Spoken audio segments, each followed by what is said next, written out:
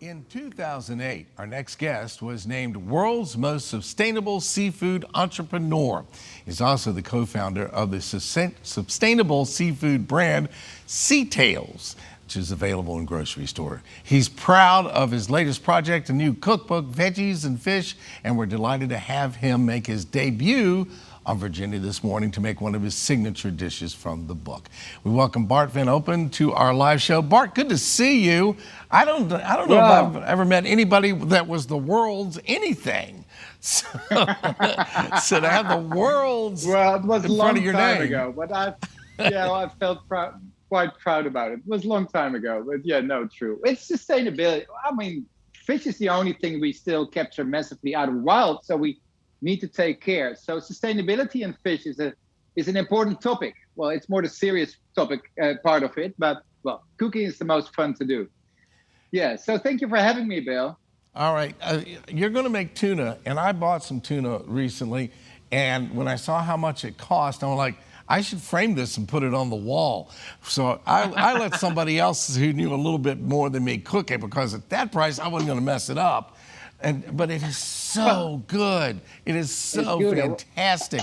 And you're one of the best in the world at making it. So let's get started. What are you going to make for us today? Let's get started. I'm going to make you a pasta with, you could say like it's more the rustic version of the famous puttanesca. So it's not all combined and finely sliced. It's rustic. It's the rustic version. So I've got some shallots and chili, which I'm simmering right now. I already started just before we went live.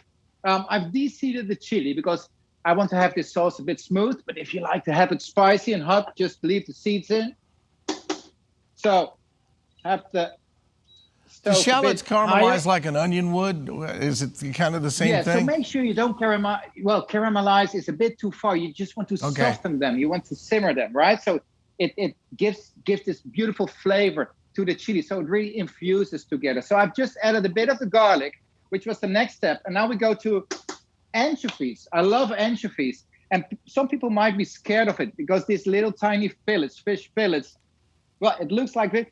It smells salty. What happens actually, when I add it here into the pan, it melts away and it creates this, well, the base of the sauce, this really richness of the sauce, the richness of the flavor we are going to create is because of the anchovies. So that's actually the first fish hero. My book, Veggies and Fish, it's my 10th book, and during my trips traveling the world in the search for sustainable fishing communities, I've always cooked using fish as the base of the recipe.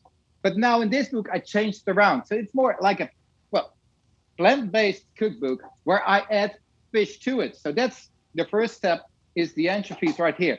I add a bit of capers now. It smells so good, you got Bill. Anchovies and capers in there, and that's going to be a real but it's salty. It's the capers. No, it's not the. It's a good question. So the capers I'm using is these are jarred in vinegar, right? So these are not the salty ones. I've just deglazed the sauce with a bit of white wine, and now I use a bit of red wine vinegar. Why? Because this will balance the sauce. It will. Well, we have this tomatoes, which I will add to the sauce right now.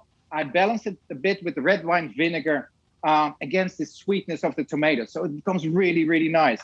So I added tomatoes, and now I swap pans, Bill, because I have prepped this sauce already before we went live.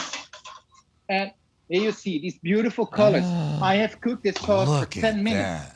Yeah. And now I come to the subject of tuna, because you were just explaining the tuna you just bought. But I believe if you bought it at that very high price, it must have been fresh tuna. What I like is canned tuna too. It's affordable. It's cooked already for you. It's delicious. It's nutritious. It's healthy and so easy to use. So I just added tuna now to the sauce.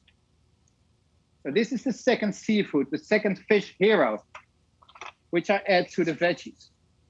Beautiful. So we have the tuna, we have the tomato sauce, and all these flavors come together now. It's delicious. I add some basil leaves. Might chop them roughly.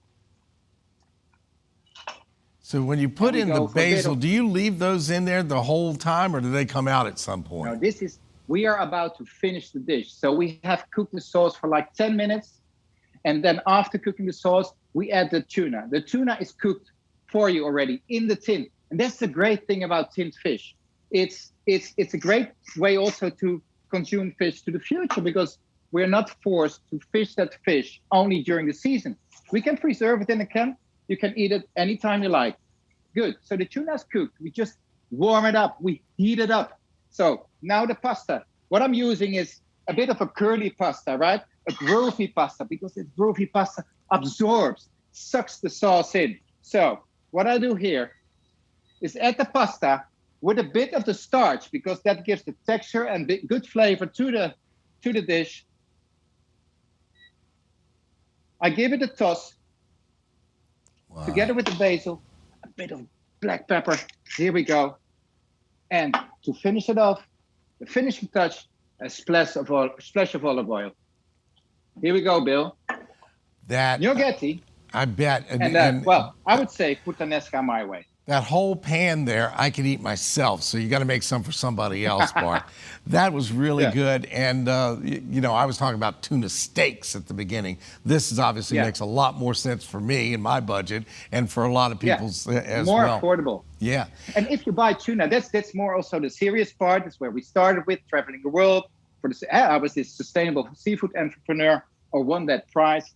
Look out for the MSC logo. So it should be MSC certified, and the tuna needs to be caught by pole and line, not only from a marine biological point of view, but also in this way we support local communities. Fantastic. So that was again the serious part. Now we're going to enjoy this dish, Bill. Bart, I'll tell you what, if you ever come to Richmond, I got a kitchen you could come stay in. I would love so.